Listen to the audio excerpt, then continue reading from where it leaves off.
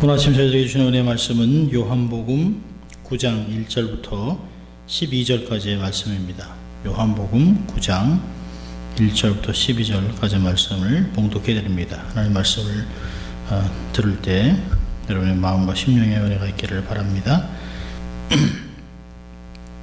예수께서 길 가실 때에 날 때부터 소경된 사람을 보신지라. 제자들이 물어 가로되 라삐어 이 사람이 소경으로 난 것이 네 죄로 인함이오니까 자기 원이니까 그 부모니까. 예수께서 대답하시되 이 사람이나 그 부모가 죄를 범한 것이 아니라 그에게서 하나님이 하시는 일을 나타내고자 하심이니라. 때가 아직 낮음에 나를 보내신 이의 일을 우리가 하여야 하리라. 밤이 오리니 그때는 아무도 일할 수 없느니라. 내가 세상에 있는 동안에는 세상의 빛이로라. 이 말씀을 하시고 땅에 침을 뱉어 진흙을 이겨 그의 눈에 바르시고 이르시되 실로암 못에 가서 씻으라 하시니 실로암은 번역하면 보냄을 받았다는 뜻이라. 이에 가서 씻고 밝은 눈으로 왔더라.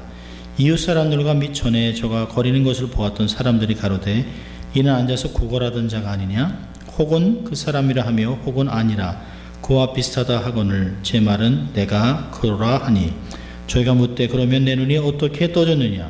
대답하되 예수라 하는 그 사람이 진흙을 이겨 내 눈에 바르고 나더러 실로암에 가서 씻으라 하기에 가서 씻었더니 보게 되었노라. 저희가 가로되 그가 어디 있느냐? 가로되 알지 못하노라 하니라. 아멘.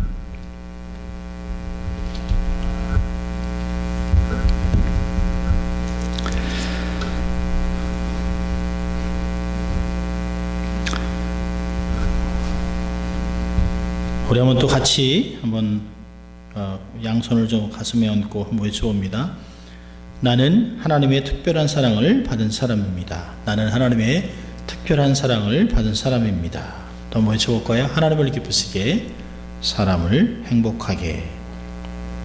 우리가 늘 이렇게 살면 하나님의 역사와 하나님의 사랑들을 경험하게 될 것입니다. 오늘은 계속해서 예수를 만난 사람 14번째 시리즈입니다. 날 때부터 소경된 사람.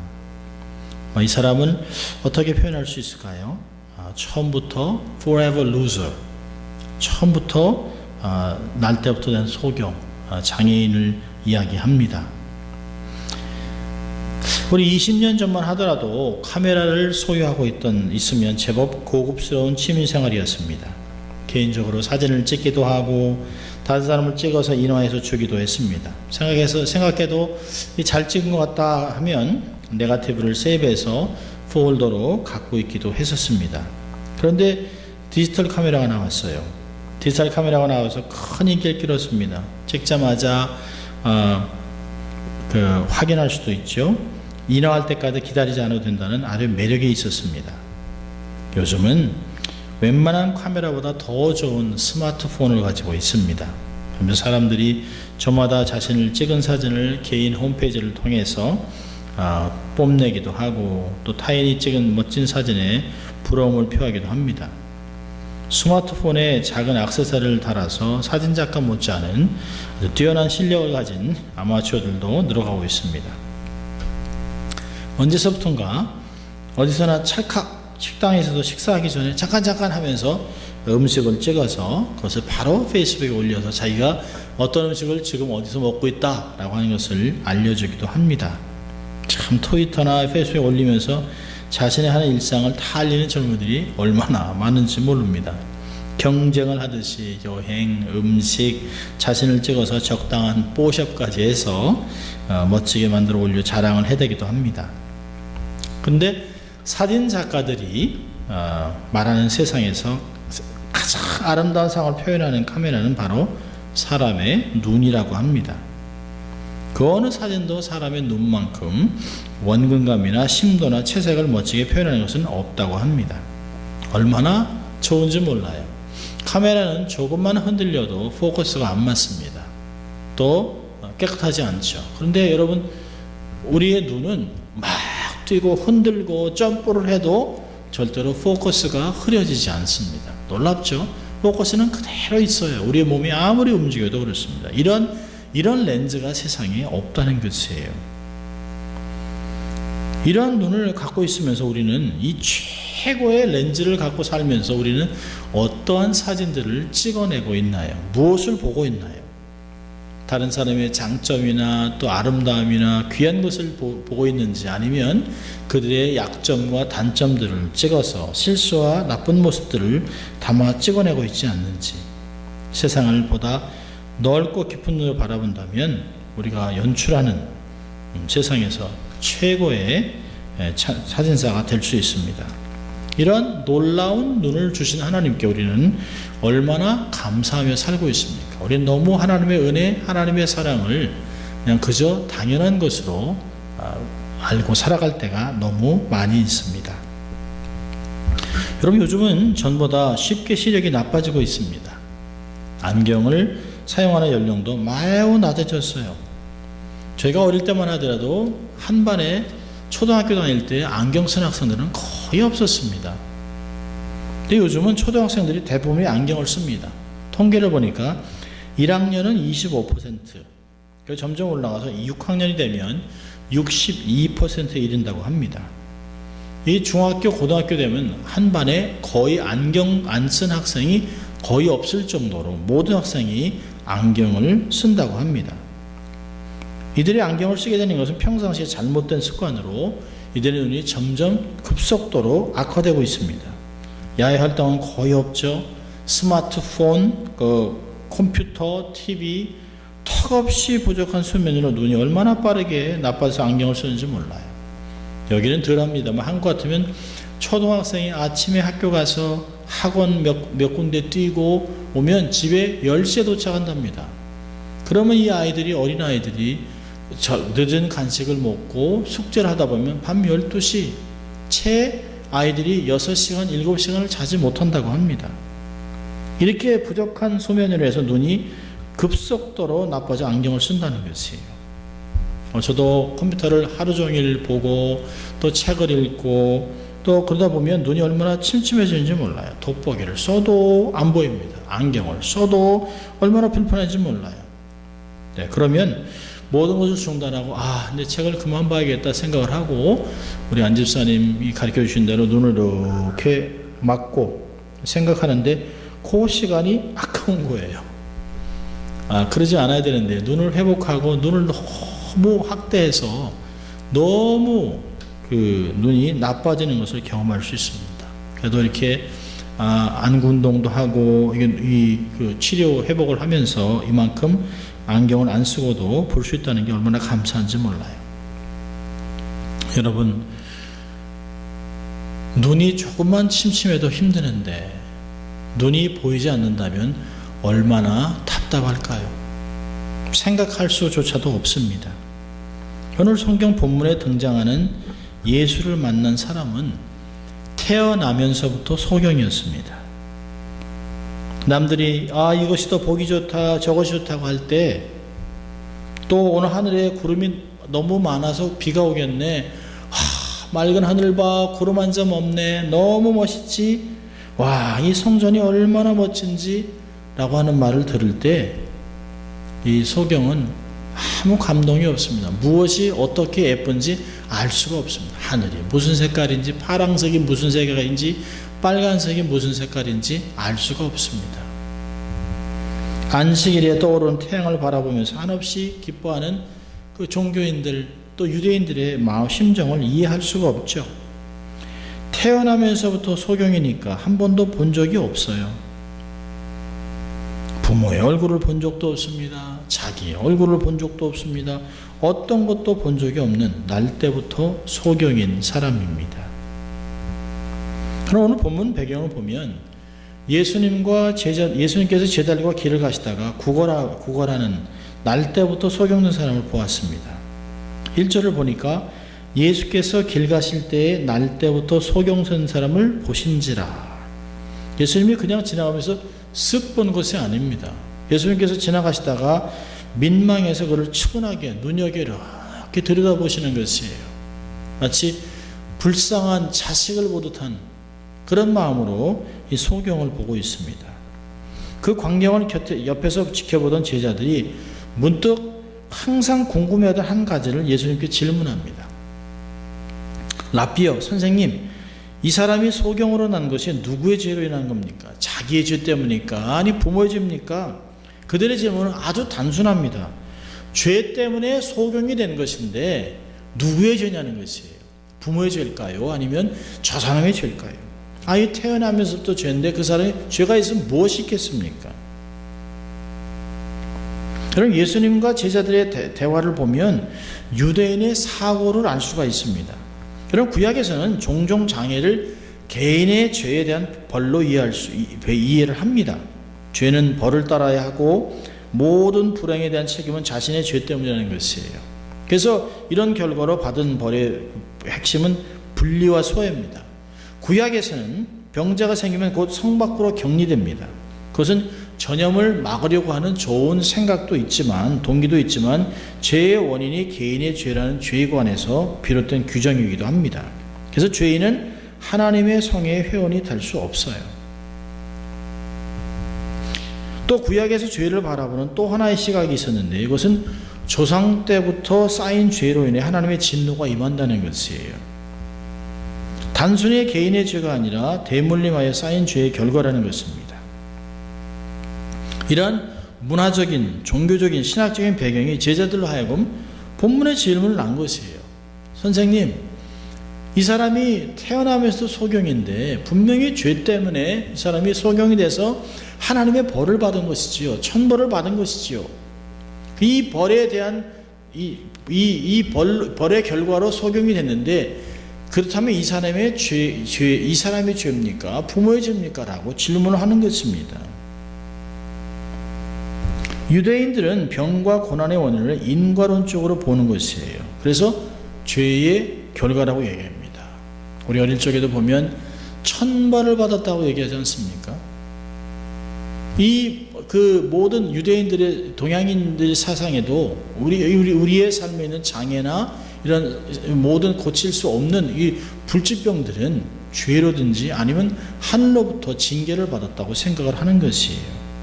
여러분, 욥의 세 친구가 이렇게 인과론의 대표자들인 것을 볼 수 있어요. 죄가 아니라면, 하나님께 범죄하지 않았다면 어떻게 이렇게 하루 한순간에 자식을 잃고 이 몸에 질병이 생길 수 있었는가? 이것이 바로 욥의 세 친구들의 질문들입니다. 여러분, 죄와 고통의 관계를 보면 사실 성경 전체를 통해서 질병과 죄는 연결이 되어 있어요. 죄에 대한 징벌로 병을 받지요. 그래서 죄를 용서해 준다는 것과 병고의 상태에서 구원해 준다는 것이 동의어로 쓰일 때가 있습니다. 가령 시편 103편 3절을 보면, 저가 내 모든 죄악을 사하시며 내 모든 병을 고치시며, 이것은 죄 용서와 병 고침은 동의어로 한 가지 사건을 두 가지 표현으로 말하는 것을 볼 수가 있어요. 여러분, 많은 사람들이 고난을 당할 때 자신이 죄를 지었기 때문이라고 하는 생각을 할 때가 많이 있습니다. 어떤 분들은 그런 얘기를 합니다. 자식이 아프면 자기가 신앙생활을 열심히 하지 못해서 자식이 고통을 받는다고 생각하는 성도들이 꽤나 많습니다. 예수 믿으면서도 불교용어로 이 업보라고 얘기하죠. 또 전생에 내가 무슨 많은 죄를 지었기 때문에. 아니, 예수 믿는 사람이 전생에 어디 있습니까? 내가 무슨 죄를 많이 지었길래 이 고생을 하는가라고 하는 생각을 합니다. 곧장 이런 생각이 나와요. 여러분, 주위에 어떤 사람이 이유 없는 고난을 받으면 불행의 원인이 불행의 원인을 생각합니다. 뭔가 잘못했겠지. 여러분, 한국말에 이런 말이 있죠. 아니 땐 굴뚝에 연기나리야. 여러분, 무서운 말이 아닐 수 없습니다. 현재의 고난을 과거의 결과라고 생각하는 것이에요. 이유 없는 징벌은 없다는 거예요. 이유 없는 고난은 없다는 것입니다. 반드시 잘못을 했기 때문에, 무언가 남이 알지 못하는 죄를 범했기 때문에 그 사람들은 그런 어려움을 당한다라고 우리가 이미 생각을 하고 이야기를 하는 것이에요. 얼마나 무섭습니까? 여러분, 이러한 그 제자들에게 예수님이 답변을 합니다. 예수님은 고통이 죄의 결과라는 당시의 전통적인 견해를 정면으로 부인하고 있습니다. 누구의 죄도 아니라는 것이에요. 여러분 3절을 보세요. 3절에 예수께서 대답하실 때 이 사람이나 그 부모가 죄를 범한 것이 아니라 그에게서 하나님의 하시는 일을 나타내고자 하심이니라 라고 말합니다. 주님은 이 고통을 원인은 하나님의 영광을 드러내기 위함이라고 얘기합니다. 주님은 문제의 원인을 파헤치는 것보다 문제를 어떻게 해결할 것인가, 문제가 있을 때 어떤 모습으로 반응을 보일 것인가를 더 중요하게 가르치고 있습니다. 실명의 원인을, 소경이 된 눈을 보지 못하는 것의 원인을 물어본 제자들에게 실명의 목적을 가르치고 있습니다. 죄는 언급하지 않습니다. 여러분, 소경 앞에서 예수님은 빛에 관해 또 밤과 낮에 관해서 말씀하면서 자신이 세상의 빛이심을 선포하셨습니다. 나는 세상의 빛이라, 내가 세상에 있는 동안에는 세상의 빛이라고 얘기합니다. 그리고 침으로 이긴 흙을 소경의 눈에 바르시고 실로암 못에 가서 눈을 씻어보게 합니다. 흙으로 사람을 만드신 창조주 하나님께서 진흙으로 그의 눈을 재창조하시는 것이에요. 여러분, 이것을 통해서 예수님이 육신을 갖고 있지만 당신이 누구인가를 드러내고 있습니다. 창조주 하나님, 성육신하신 창조주 하나님이라는 것을 요한은 요한복음을 통해서, 이 사건을 통해서 우리에게 가르쳐주고 있는 것입니다. 사람이 할 수 없는, 오직 창조주 하나님만 할 수 있는 창조를 하시고 있는 것이에요. 사람을 취하는 방법 많이 있습니다. 이 사람에게 진흙을 이겨서 그의 눈에 바르고 실로암에 가서 씻으라고 했습니다. 아마 이 사람은 실로암으로 가면서 많은 생각을 하게 되었을 것이에요. 그는 평생 보지 못한 소경에게 침으로 진흙을 이겨서 눈에다 바르고 그에게 실로암에 가서 씻으라는 얘기를 합니다. 근데 놀라운 것은 소경의 반응입니다. 이 소경은 순종으로 기적을 경험합니다. 성경을 보면 7절에 실로암 못에 가서 씻으라 하시니, 실로암은 번역하면 보내심을 받은 뜻이라, 그 뒤에가 중요합니다. 이에 가서 씻고 밝은 눈으로 왔더라. 가서 씻고 눈이 열려 돌아왔다는 것이에요. 여러분, 실로암까지의 거리가 약 3마일의 거리입니다. 사람들의 손에 잡혔든지 아니면 더듬더듬했든지 평상시에 걸었던 것 같은 그 먼 길을 더듬더듬 가면서 3마일을 걸어갔겠죠.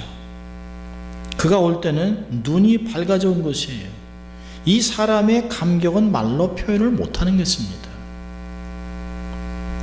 최근에 봤던 다큐멘터리 하나에 이런 다큐멘터리가 하나 있었습니다. 남편이 태어나면서부터 컬러 블라인드입니다. 생맹입니다. 모든 것이 회색으로만 보입니다. 회색과 검은색으로만 보입니다. 자기의 집을 봐도, 자기의 아내를 얼굴을 봐도, 모든 것이, 자기 아이를 봐도, 옷을 입은 것도 다 회색으로 보입니다. 어느 날 아내가 남편을 집 앞으로 불러냈습니다. 그리고 특수 안경을 생일 선물로 준다며 써보라고 했습니다. 남편이 고맙다서 안경을 썼는데요, 아내가 물었습니다. How's it? 어때요? 라고 물어봤는데요, 남편이 놀라서 말도 하지 못하고 안경을 썼다 벗었다 썼다 벗었다 다 하면서 눈물을 주르륵 흘립니다.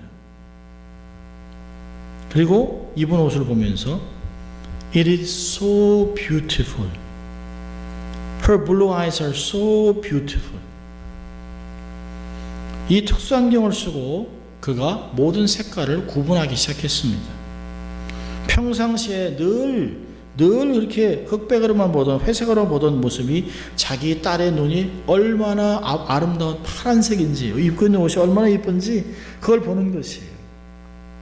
여러분, 오늘 이 소경으로 있던 사람, 아무것도 보지 못하고 캄캄한 속에서 삶을 살았던 이 사람이 오면서 세상에 있는 것을 보면서 얼마나 이 사람이 놀랐겠습니까?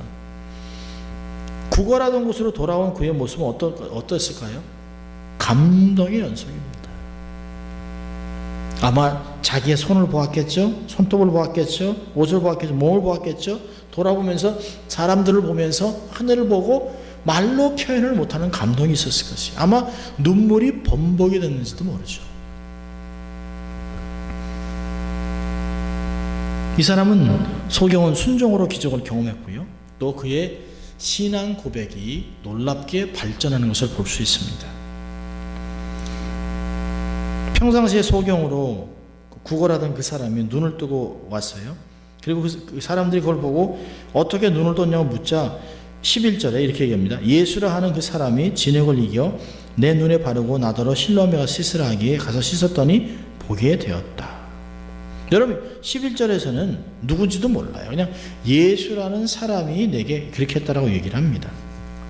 그러다가 17절에 선지자라고 얘기합니다. 22절에 누구든 예수 그리스도라고 받아들이게 합니다. 그리고 33절에서는 하나님께로부터 온 사람이라고 얘기해요. 38절에는 예수님께 주여 내가 믿습니다 라고 무릎을 꿇고 절하고 경배합니다. 여러분 소경의 고백은 시간이 지날수록 깊어지고 있어요. 신앙은 성장해야 됩니다. 출교를 두려워하지 않고 고백하고 있어요. 여러분 당시 출교를 당한다고 하는 것은 유대 공동체로부터 완전히 고립돼서 삶의 터전을 잃게 되는 것이에요. 팔레스타인뿐만 아니라 디아스포라 세계도 그렇습니다. 그들이 존재할 수 있었던 것은 유대 공동체의 일원으로만 존재할 수 있어요. 여기서 출교를 당하면 삶의 터전을 잃는 것이에요. 그래서 부모와 같은 태도를 취하는 자들이 있어요. 자기의 자식이 태어나서 소경으로 이제까지 있었다가 거의 40년 동안 이렇게 소경으로 있다가 눈을 떴는데 자기 아들을 보고 자기는 얼마나 감동이 있을까요? 어머니 마음은 얼마나 기뻤을까요? 그런데 자기에게 신문하는 바리새인들에게 그가 눈을 떴는 것은 알지만 어떻게 되는지 잘 모르니까 그가 성인이니 그에게 물어보라고 얘기합니다. 이미 출교하는 게 너무 두려운 것이에요. 부모가 대답하에 이가 우리 아들인 것은 그것과 소경으로 난 것을 알지만 그러나 그 지금 어떻게 되어 보는지 누가 그 눈을 뜨게 하였는지 우리는 알지 못하나이다. 저에게 물어보시오. 장성하였으니 자기 일을 말하리이다. 이 부모가 이렇게 말한 것은 이미 유대인들을 누구든지 예수를 그리스도로 시인하는 자는 출교하기로 결정하였으므로 저희를 무수함이로라. 출교를 두려워하고 있습니다. 여러분 우리에게도 부모와 같은 태도를 취하는 사람이 많이 있습니다. 우리가 예수를 믿고 교회를 다니고 신앙생활을 하면서도 구원은 경험했고 능력을 알고도 공개적으로 나타나지 못해요. 공개적으로 기도를 하지도 않습니다. 현대의 어정쩡한 신앙의 교인들, 명목상의 그리스도인들, 사회에서 불이익을 당하는 것을 두려워해서 더 깊은 신앙으로 들어가지 못하고 들어가지 않는 자들이 많이 있습니다. 공개 석상에서 식사하면서도 기도도 제대로 하지 않습니다. 하는 동 마는 동 하는 사람들이 있습니다. 자, 오늘 본문을 통해서 우리에게 주시는 교훈 두 가지를 보려고 합니다. 자, 첫째로는 바르게 보아야 합니다. 볼 것을 보고 바르게 판단하는 게 중요합니다. 우린 가끔 그런 이야기하는 걸 듣습니다. 못 볼 것을 봤어. 보지 말았어야 하는데 거기 가지 말아야 한다. 이런 얘기를 많이 합니다. 여러분 모든 것을 보는 게 중요한 것이 아닙니다. 바른 것을 보는 것이 중요합니다. 무엇을 보아야 될까요? 첫째로 영적이며 영원한 것을 보아야 합니다. 내세를 기대하며 하늘을 바라볼 줄 알아야 합니다. 또 두 번째로는요, 멀리 볼 줄 알아야 합니다. 바로 눈앞에 있는 것만 바라보고 판단하는 사람은 어리석은 사람입니다. 여러분 바둑을 잘 도는 사람도 보면 한 수, 두 수, 몇 수를 내다보고 그 바둑을 두는 것을 볼 수 있어요. 우리는 신앙의 근시안으로 살아가면 안 됩니다. 멀리 볼 줄 아는 미래를 보고 주님이 오실 때를 기다리고 살아야 합니다. 또 세 번째로는 중심을 볼 줄 알아야 합니다. 분별을 해야 합니다. 겉이 아닌 중심을 봐야 합니다. 겉으로 드러난 말이나 겉으로 드러난 모습이 아닌 그 중심을 볼 줄 아는 사람이 되어야 합니다. 또 내세를 볼 줄 알아야 됩니다. 현실이 다가 아닙니다. 현재가 다가 아닙니다. 죽음 후에 나타난 영원한 삶, 아름다운 삶, 그런 것들을 기대해야 합니다. 또 영적인 실체를 볼 줄 알아야 합니다. 여러분, 그렇게 잘 바라보기 위해서는 믿음을 가져야 합니다. 마음이 청결해야 합니다. 탐심을 버려야 합니다. 기도를 깊이 해야 되는 것입니다. 여러분은 모든 것을 바르게 보는 성도들이 될 수 있기를 바랍니다. 자, 두 번째로는 고난은 유익이 될 수 있다는 것이에요. 장애, 고통, 연약함은 죄 때문이라는 죄의식에 빠지지 마십시오. 여러분, 나의 연약함은 하나님의 영광을 위한 것입니다. 많은 경우에 오히려 고통을 통해서 하나님의 영광을 드러낼 때가 많이 있습니다. 오늘의 고통을 과거의 탓으로 돌려서 자신의 죄나 부모의 조상의 탓으로 해석하는 것은 옳지 않습니다. 지금은 내가 알 수 없어요. 그러나 이것을 통하여 하나님이 반드시 영광받기 위하여 주신 선물로 해석하는 것이 좋은 것입니다. 송명희 시인이나 이런 사람들을 보면 그런 것을 알 수 있어요. 조니 에릭슨, 이런 사람들을 알 수 있습니다. 고난이 유익이 된 것이에요. 시편 119편 72절에서도 고난이 유익이라, 이걸 통하여 내가 교훈을 얻고 많은 것을 배웠다는 것입니다. 그러면 몇 년 전에 돌아가신 우리 강영우 박사님이 고백을 했습니다. 그 책의 제목이 참 너무 놀랍습니다. 맹인이지만 그는 이렇게 얘기했어요. 나의 눈에는 희망만 보였다. 그분 책에 이런 글이 있습니다. 장애는 한 사람의 인생을 바꾸지만 그것이 인생의 걸림돌, 그야말로 장애물로만 존재하는 것은 아니다. 장애는 오히려 축복이었다. 나는 단순히 장애를 극복한 것이 아니라 장애를 통해서 세상을 변화시킬 수 있었다. 장애에도 불구하고가 아니라 장애를 통하여 장애인과 비장애인이 더불어 살아가는 아름다운 세상을 만들기 위해 유엔과 백악관을 무대로 종횡무진 활동할 수 있었다. 그는 이렇게 얘기합니다. 장애를 기적을 낳는 황금알로 표현했어요. 하나님은 자신의 권능이 약한 자에게서 더 크게 드러난다고 말씀하시어 장애가 있는 사람들도 하나님의 놀라우신 사랑과 능력을 나타낼 수 있는 존재임을 확인시켜 주셨다. 그는 헬렌 켈러를 비롯해서 사선 대통령인 프랭클린 루즈벨트, 슈퍼맨 크리스톨 립, 덩푸방, 이와하시 다케오 등 토마켄 등 장애를 축복으로 만든 사람을 소개하면서 그는 이렇게 놀라운 얘기를 합니다. 희망의 장애는 없다. 얼마나 놀라운 믿음의 고백인지 모릅니다. 남들은 눈이 볼 수 없고 소경이면 정말 좌절하고 낙심하고 그것이 마치 자기에게 그냥 주어진 삶의 어떤 고난이라고 생각하죠. 그냥 운명론으로 받아들이지만 이 강영호 박사는 믿음으로 고난을 유익하게 보았습니다. 고난이 주는 목적과 유익을 이 삶을 통해서 증거한 것입니다. 여러분, 어떤 상황에서도 절망하지 마십시오. 본문은 우리에게 이렇게 외치고 있습니다. 주님이 보시면 인생의 문제는 해결된다. 주님께 순종하면 삶이 온전하게 업그레이드 된다. 라고 우리에게 외치고 있습니다. 고난의 원인에 관심을 갖지 마십시오. 목적과 결과에 초점을 두십시오. 과거 지향적인 삶을 살지 마십시오. 미래 지향적인 삶으로 전환하십시오. 고난은 유익입니다. 고난은 변장된 축복이라고 오카노 목사님은 얘기했습니다. 성경도 우리에게 자주 그런 것들을 이야기합니다. 바르게 보십시오. 그리고 고난은 유익이라 생각하고 고난을 디딤돌로 여겨서 주의 일을 통해서 영광 돌리는 여러분 될 수 있기를 주의 이름으로 축원합니다. 기도하겠습니다. 하나님 아버지 감사합니다. 오늘도 저희들에게 말씀을 통하여 도전하시고 권면하고 위로하신 주님 감사합니다. 오늘도 연약함 때문에 낙심하고 좌절하는 것이 아니라 오히려 하나님께 감사하고 그 목적을 생각하고 하나님의 역사를 감당하는 귀한 종들이 다 될 수 있도록 하나님 축복하여 주시옵소서. 예수님 이름으로 기도합니다. 아멘.